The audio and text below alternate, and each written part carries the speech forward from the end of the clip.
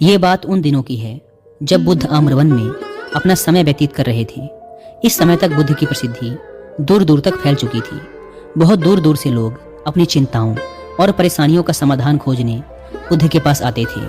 ऐसे ही एक दिन जब बुद्ध आम्रवन में अपने शिष्यों को प्रवचन दे रहे थे तो एक अधेड़ उम्र का व्यक्ति अपने 20-21 वर्ष के पुत्र को अपने साथ लिए बुद्ध की तरफ चला आ रहा था। जब वे प्रवचन स्थल के पास पहुंच गए तो बुद्ध ने एक नज़र उन पर डाली और इशारे से प्रवचन में बैठने के लिए कहा। जब प्रवचन समाप्त हो गया और सभी लोग वहां से चले गए तो बुद्ध ने उस व्यक्ति को अपने पास बुलाया और बैठने के लिए कहा। वहां चारों तरफ हरियाली छाई हुई थी, मौसम बहुत सुहाना था और तरह तरह के पक्षियों की आवाज़ें गूंज रही थी। ऐसा नज़ारा देखकर उस व्यक्ति को अंदर से असीम शांति महसूस हो रही थी। इसके बाद बुद्ध ने उस व्यक्ति से आने का कारण पूछा तो इस पर व्यक्ति ने कहा, हे तथागत, मैं 2 दिन की लंबी यात्रा करके अपने पुत्र को आपसे मिलवाने लाया हूँ। ये मेरा इकलौता पुत्र है और ये हर समय थका थका रहता है। ऐसा लगता है जैसे इसके अंदर कोई जान ही नहीं है, कोई प्राण ही नहीं है। इसका स्वभाव भी काफ़ी चिड़चिड़ा हो गया है। अगर हम इससे कुछ भी कहते हैं तो यह हमारी छोटी छोटी बातों पर गुस्सा हो जाता है। इसके देखने की क्षमता भी उम्र से पहले ही कमज़ोर हो गई है और इसके बाल भी सफ़ेद पड़ने लगे हैं। इतनी कम उम्र में इतनी बड़ी उम्र का लगना, मुझे तो कुछ समझ नहीं आ रहा कि इसके साथ हो क्या रहा है। तथागत, मैं अपने पुत्र के स्वास्थ्य को लेकर बहुत चिंतित हूँ। जब मैं अपने पुत्र को वैद्य जी के पास लेकर गया तो उन्होंने कुछ औषधि दी और कहा, अपने पुत्र को तनाव कम लेने के लिए कहो। वो अपने दिमाग में बहुत अधिक तनाव लेता है, इसलिए उसकी ऐसी हालत हो गई है। लेकिन मुझे उनके बहुत समझाने के बाद भी तनाव का मतलब समझ नहीं आया। मुझे नहीं पता कि तनाव होता क्या है, यह किन कारणों से आता है और उसे कैसे अपने पुत्र के दिमाग से निकालूं। लेकिन मुझे सबसे पहले तो ये समझना है कि तनाव होता क्या है। इसीलिए तथागत, मैं आपके पास आया हूँ। कृपया आप मेरी समस्या का समाधान कीजिए। यह सुन बुद्ध उसके पुत्र को बड़े ध्यान से देखते हैं, उसके चेहरे को देखते हैं, उसकी आंखों को देखते हैं और फिर उसके हाथों की नब्ज को भी देखते हैं। यह सारी विधि करने के पश्चात बुद्ध उस व्यक्ति से कहते हैं, तनाव लेना तो कोई नहीं चाहता, लेकिन फिर भी यह तनाव लोगों के दिमाग को दीमक की तरह पकड़ लेता है और व्यक्ति जान भी नहीं पाता कि वह तनाव में जी रहा है। लेकिन अगर व्यक्ति तनाव के कारणों को अच्छे से समझ लेता है और तनाव के बारे में कोई ऐसा पैमाना बना लेता है जिससे वह जान सके कि वह कितने तनाव में है, तो वह इस समस्या का समाधान भी खोज सकता है। सबसे पहले तो तुम ये समझो कि तनाव होता क्या है। जब भी कोई व्यक्ति कोई काम कर रहा होता है लेकिन उसका मन कहीं दूर भटक रहा होता है, कल्पनाओं में होता है, तो उसके शरीर और मन के बीच एक दूरी पैदा हो जाती है। यह दूरी जितनी अधिक होगी, व्यक्ति उतनी ही ज़्यादा बेहोशी की अवस्था में होता है और शरीर व मन के बीच की इसी दूरी, इसी खिंचाव को तनाव कहा जाता है। आखिर कोई पसंदीदा खेल खेलने के बाद व्यक्ति चुस्ती और प्रसन्नता से क्यों भर जाता है, जबकि उसने तो अपने शरीर को थकाया है। लेकिन समझने वाली बात यह है कि खेलते समय मन और शरीर एक साथ पूरी तरह से उस खेल में केंद्रित होते हैं, जिससे शरीर और मन के बीच दूरी पैदा नहीं होती और कोई तनाव पैदा नहीं होता। और अगर दिमाग में कोई तनाव था भी तो वह भी दूर हो जाता है।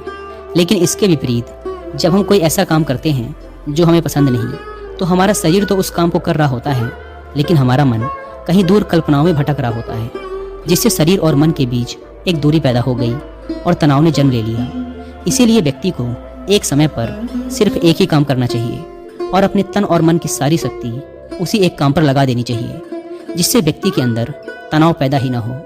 इसके बाद बुद्ध ने कहा, तनाव पैदा होने के मुख्य 8 कारण होते हैं और जिसने इन कारणों को समझ लिया वह जीवन भर तनाव मुक्त रह सकता है।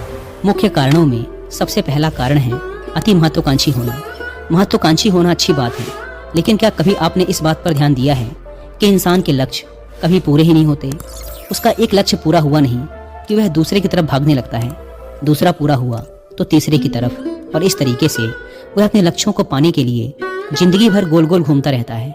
इसीलिए जो व्यक्ति अति महत्वाकांक्षी होता है, जिसने बड़े बड़े लक्ष्य बनाए होते हैं, वह वर्तमान में कभी रह ही नहीं पाता। उसका मन सदैव भविष्य की योजनाएं बनाने में ही व्यस्त रहता है। उसका शरीर तो वर्तमान में रहता है, लेकिन मन भविष्य में ही रहता है, जिससे मन और शरीर के बीच दूरी पैदा हो जाती है और वह तनाव भरी जिंदगी जीने लगता है। बुद्ध के मुंह से यह बात सुन उस लड़के ने कहा, बुद्ध, तो फिर इसका मतलब है कि हमें लक्ष्य नहीं बनाने चाहिए, क्योंकि लक्ष्य बनाना भी तो महत्वाकांक्षा ही है। इस पर बुद्ध ने कहा, जीवन में लक्ष्य बनाना कोई गलत बात नहीं, लेकिन समस्या तब उत्पन्न होती है जब हम अपना पूरा ध्यान उस लक्ष्य से मिलने वाले परिणाम पर ही लगा देते हैं और उसके परिणाम की चिंता करते रहते हैं। व्यक्ति को वर्तमान में जीना आना चाहिए। आप लक्ष्य बनाइए और उस लक्ष्य की प्राप्ति के लिए कड़ी मेहनत करिए, लेकिन साथ ही साथ आपको इस बात का भी ज्ञान होना चाहिए कि आप अभी वर्तमान में जी रहे हैं और वर्तमान ही सत्य है। बुद्ध ने आगे कहा, तनाव का दूसरा सबसे बड़ा कारण है ईर्ष्या। जब व्यक्ति ईर्ष्या और जलन से भर जाता है तो उसका मन अंदर से सड़ने लगता है। ईर्ष्या एक आंतरिक घाव है। आंतरिक घाव यानी मन का घाव। व्यक्ति के शरीर का घाव तो भर सकता है, लेकिन मन का घाव कभी नहीं भर सकता। इसीलिए व्यक्ति को दूसरे की खुशी और तरक्की से कभी ईर्ष्या नहीं करनी चाहिए, क्योंकि ईर्ष्या तनाव का कारण है। इसके बाद बुद्ध ने तनाव का अगला कारण बताते हुए कहा कि अरुचिपूर्ण काम करने से भी मन में तनाव पैदा होता है। जो काम करना हमें पसंद ही नहीं है, जिस काम में हमारी रुचि ही नहीं है, उस काम में हमारा मन लग ही नहीं पाएगा। हमारा शरीर तो वहीं बैठा रहेगा, लेकिन हमारा मन कल्पनाओं की उड़ान भरेगा, जिससे शरीर और मन के बीच दूरी पैदा हो जाती है और व्यक्ति तनावग्रस्त हो जाता है। इसीलिए इंसान को हमेशा अपनी रुचि के अनुसार ही कार्य करने चाहिए। अगर व्यक्ति ने यह पता कर लिया कि उसे कौन सा काम करना पसंद है और वो उसी काम को अपने जीवन का लक्ष्य बना लेता है, तो फिर वो काम उसके लिए काम नहीं बल्कि खेल बन जाता है। ने कहा, तनाव का चौथा कारण होता है किसी दूसरे से अपेक्षा रखना। बुद्ध ने उस व्यक्ति की ओर इशारा करते हुए कहा, एक पिता होने के नाते तुम्हारी अपने पुत्र से बहुत सी अपेक्षाएं होंगी कि तुम्हारा पुत्र एक बहुत ही कामयाब इंसान बने, तुम्हारा नाम रोशन करे, जैसा तुम चाहते हो उस तरह का जीवन जिए, तुम्हारी हर बात माने। लेकिन क्या आज तक कभी किसी की सारी अपेक्षाएं पूरी हुई हैं? जब भी कोई व्यक्ति किसी दूसरे से कोई अपेक्षा रखने लगता है तो वो अनजाने में अपने लिए तनाव पैदा करने लगता है। जरा सोचो कि अगर तुम्हारा बेटा तुम्हारे अनुसार काम नहीं कर रहा और वो नहीं बन पा रहा जो तुम उसे बनाना चाहते हो, तो निश्चित रूप से तुम्हारे दिमाग को तनाव पकड़ लेगा। तुम तनाव से भरा जीवन जीना शुरू कर दोगे और इस तनाव के वश में आकर तुम ऐसा व्यवहार करोगे, ऐसी बातें करोगे कि तुम्हारा अपने पुत्र के साथ संबंध और भी खराब होता चला जाएगा।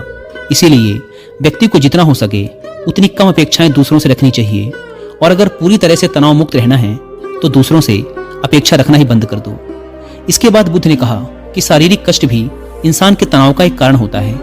जब व्यक्ति किसी शारीरिक पीड़ा से गुजर रहा होता है तो उसका पूरा ध्यान बस अपने उस शारीरिक दर्द पर होता है और वह पूरे दिन बस उसी के बारे में सोचता रहता है, जिससे उसका मन दुख के विचारों से भर जाता है और ऐसी स्थिति में व्यक्ति तनावग्रस्त रहने लगता है। यह सुन उस व्यक्ति ने कहा कि हे बुद्ध, शारीरिक दुख तो किसी भी व्यक्ति को हो सकता है, तो फिर क्या वह व्यक्ति जीवन भर तनाव में ही जिएगा? इसका जवाब देते हुए बुद्ध ने कहा कि इंसान को यह बात समझनी चाहिए कि हमारा जीवन दुखों का आधार है। जैसे जैसे हमारा जीवन आगे बढ़ता है, इसमें दुख आते हैं, बीमारियां आती हैं और फिर अंत में मृत्यु भी आती है। तो बीमारियां इंसान के जीवन का अभिन्न अंग है, कोई इनसे बच नहीं सकता। बस किसी किसी के जीवन में ये समय से पहले आ जाती हैं तो किसी के बाद में, पर आती सबको हैं। जब इंसान का मन इस बात को अच्छे से समझ लेगा तो फिर वह अपनी बीमारी के बारे में सोच सोच कर ज्यादा तनाव नहीं लेगा, क्योंकि ये हमारे जीवन का अभिन्न हिस्सा है। और इसके लिए व्यक्ति को शारीरिक रूप से भी अभ्यास करते रहना चाहिए। अपने जीवन में व्यायाम और स्वस्थ जीवन शैली को भी जगह देनी चाहिए ताकि उसका शरीर लंबे समय तक निरोगी रहकर सही से काम कर सके। तनाव का अगला कारण होता है अपनी योजनाओं को समझने के लिए समय न देना। कुछ लोगों के दिमाग में कोई विचार आया नहीं कि वो बिना सोचे समझे उस पर काम करना शुरू कर देते हैं, और जब उस काम में उन्हें असफलता मिलती है तो वो तनाव से भर जाते हैं, क्योंकि उन्होंने उस काम को शुरू करने से पहले उसके बारे में पूरी जानकारी इकट्ठा नहीं की थी। इंसान को कोई भी काम शुरू करने से पहले उसके अच्छे और बुरे परिणामों के बारे में ठीक से सोच विचार कर लेना चाहिए। इंसान को इस बारे में भी सोच लेना चाहिए कि अगर ये योजना सफल नहीं हुई तो फिर इसके बाद मैं क्या करूंगा। इसीलिए व्यक्ति को अपनी योजनाओं को ठीक से समझने के लिए पूरा समय देना चाहिए ताकि बाद में उस योजना की वजह से तनाव पैदा ना हो। तनाव का सातवां सबसे बड़ा कारण होता है टाल मटोल करना, आज के काम को कल पर टालना। आप लोगों ने यह कहावत तो सुनी ही होगी कि आलस्य ही इंसान के शरीर का सबसे बड़ा शत्रु है। इंसान आलस्य की वजह से आज के काम को कल के लिए टाल देता है और फिर काम को टालना उसकी आदत बन जाती है। काम को कल पर टालने वाले व्यक्ति का काम कभी भी समय पर पूरा नहीं हो पाता, और अगर किसी तरह से पूरा हो भी जाता है तो वह उतना अच्छा नहीं हो पाता जितना अच्छा उसे किया जा सकता था, और फिर ये बात व्यक्ति के अंदर तनाव पैदा करती है। लेकिन काम को टालना या काम को एकदम अंत समय पर करना एक आदत है, इसीलिए व्यक्ति ना चाहते हुए भी बार बार अपनी इस आदत का शिकार बन जाता है और काम को टालता रहता है। और फिर जब काम की समय सीमा पास आ जाती है तो वह तनाव से भरकर काम को पूरा करने का प्रयास करता है। इसीलिए तनाव मुक्त रहने के लिए व्यक्ति को काम को टालने की आदत छोड़नी पड़ेगी, और यह तभी संभव है जब व्यक्ति काम को समय से पहले खत्म करने का निश्चय करे। सबसे आखिरी और सबसे प्रमुख कारण जो तनाव का होता है वो है ज्यादा सोचना। लगातार सोचते रहना भी एक बीमारी है और यह उस व्यक्ति में सबसे ज्यादा पाई जाती है जो कपोल कल्पनाएं करता है, जो अतीत की घटनाओं और भविष्य की बातों के बारे में सोचता रहता है, जो बेवजह के अनुमान लगाता रहता है। इसीलिए व्यक्ति को ज्यादा सोचने की आदत पर लगाम लगाना चाहिए।